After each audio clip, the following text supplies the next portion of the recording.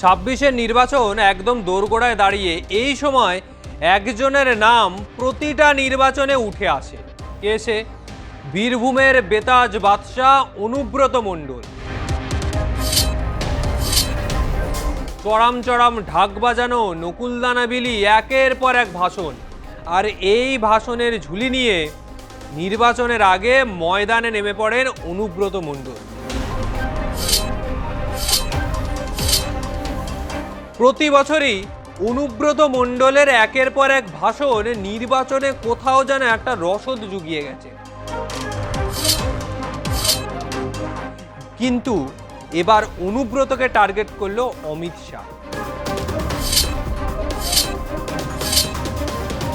আপনার মেশিনে পদ্মের চিহ্ন খুঁজে নিলে তৃণমূলের গুন্ডাদের আমরা খুঁজে বের করব।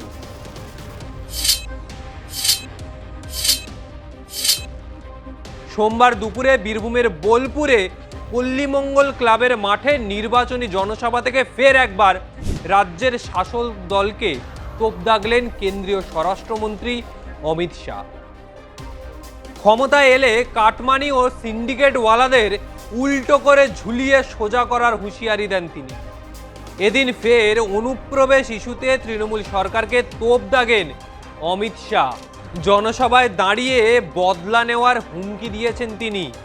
ময়ূরেশ্বরে বিজেপি কর্মীদের উপর অত্যাচারের অভিযোগ তুলে অমিত শাহ তৃণমূল নেতা কর্মীদের 23 তারিখ ঘরে বসে থাকার কথা বলেন, না হলে 5ই মে খুঁজে খুঁজে বের করে জেলে পাঠানো হবে।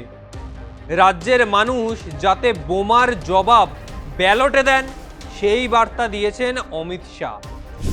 বোলপুরের সভা থেকে কেন্দ্রীয় স্বরাষ্ট্রমন্ত্রী তৃণমূল সরকারের দুর্নীতি নিয়ে তোপ দাগেন। 26,000 শিক্ষকের চাকরি, পুরনিয়োগ দুর্নীতি, রেশন দুর্নীতি, মনরেগা দুর্নীতি, প্রধানমন্ত্রী আবাস যোজনা দুর্নীতি নিয়ে তৃণমূল সরকারকে আক্রমণ করেন তিনি। মহিলাদের নিরাপত্তা প্রসঙ্গেও তিনি বলেছেন, কি বলেছেন? রাতে 1টাতেও মেয়েরা স্কুটিতে বেরোতে পারবে এমন বাংলা বানাবো। কোনো আরজিকর বা দুর্গাপুর হবে না, মেয়েরা সুরক্ষিত থাকবে গোটা বাংলা জুড়ে। ইউনিফর্ম, সিভিল কোড বা অভিন্ন দেওয়ানি বিধি চালু করার কথা ফের একবার অমিত শাহ বললেন।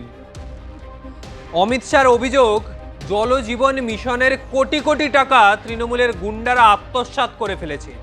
ময়ূরেশ্বরের রাস্তায় হাল নিয়ে সরব হয়েছেন তিনি। এমনকি শান্তিনিকেতনে রবীন্দ্রনাথের ঘর ভেঙে দেওয়া হয়েছে, আর এটা করেছে তৃণমূল। তিনি বলছেন, তৃণমূল বাংলার সংস্কৃতিকে রক্ষা করতে পারবে না। মোদিজি শান্তিনিকেতনকে ইউনেস্কোর স্বীকৃতি এনে দিয়েছে। বাংলা ভাষাকে শাস্ত্রীয় ভাষা বানানোর কাজ মোদিজি করেছেন। সোমবার যে সময় অমিত শাহ বীরভূমের বোলপুরে নির্বাচনী সভা করছিলেন, ওই সময় বীরভূমের সিউড়িতে সভা করছেন মমতা বন্দ্যোপাধ্যায়, অর্থাৎ হাই ভোল্টেজ বীরভূম। সভা থেকে মমতা বন্দ্যোপাধ্যায় ফের একবার কেন্দ্রীয় বঞ্চনার অভিযোগ তুলে ধরেছেন। কেন্দ্রীয় বঞ্চনা সত্ত্বেও জলজীবন মিশন, আবাস যোজনা, বিভিন্ন প্রকল্পে রাজ্যে কাজ চলছে, রাজ্য সরকার দেখছে। কেন্দ্র সরকার কোনো প্রকল্প কোনো টাকাই দিচ্ছে না, সেটা 100 দিনের কাজ হোক, মনরেগা হোক বা অন্য কোনো টাকা।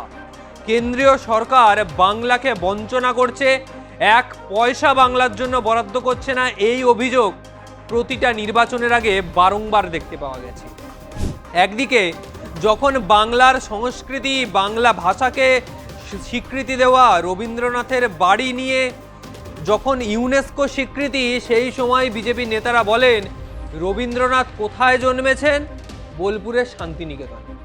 সেই সময় বিজেপির নেতারা বাংলার পরিযায়ী শ্রমিকদের উপর অত্যাচারে অভিযুক্ত হচ্ছেন। মুম্বাই হোক, দিল্লি হোক, মহারাষ্ট্র হোক বা অন্য কোনো জায়গা, বাংলার পরিযায়ী শ্রমিকরা আজকে যে অত্যাচারের মুখে পড়ছে, তার প্রধান অভিযোগ বা অভিযুক্ত এই বিজেপি শাসিত ডবল ইঞ্জিন রাজ্যগুলো। যে ডবল ইঞ্জিন রাজ্যে এই পরিযায়ী শ্রমিকরা কাজে যাচ্ছে দিনের পর দিন, সেই জায়গায় গিয়ে আজকে অত্যাচার, লাঞ্ছনা এর মুখে পড়তে হচ্ছে এই বিজেপি শাসিত রাজ্যগুলোতে।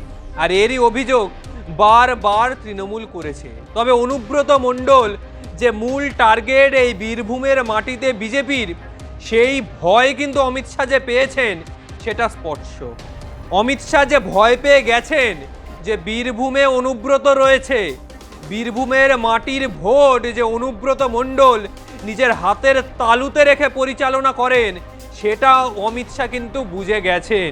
ফলে স্বরাষ্ট্রমন্ত্রী এত কাজকর্ম ছেড়ে, অন্য রাজ্যের প্রচার ছেড়ে বাংলাকে এত গুরুত্ব দিচ্ছেন, কারণ বাংলার বুকে মমতা ব্যানার্জি ও একটা অনুব্রত মণ্ডল রয়ে গেছে, যে অনুব্রত মণ্ডলকে তিহার জেলে এতদিন আটকে রেখেও কোনো পরিবর্তন নেই। আবার ভোটের ময়দানে নেমে এই যে চড়াম চড়াম ঢাক বাজানো, সেটা কিন্তু অনুব্রত শুরু করে দিয়েছে। ফলে বিজেপির অন্দরে যে অনুব্রত নিয়ে যে জ্বর, সেই জ্বর এসে গেছে, এটা একেবারেই স্পষ্ট, পরিষ্কার বোঝা যাচ্ছে।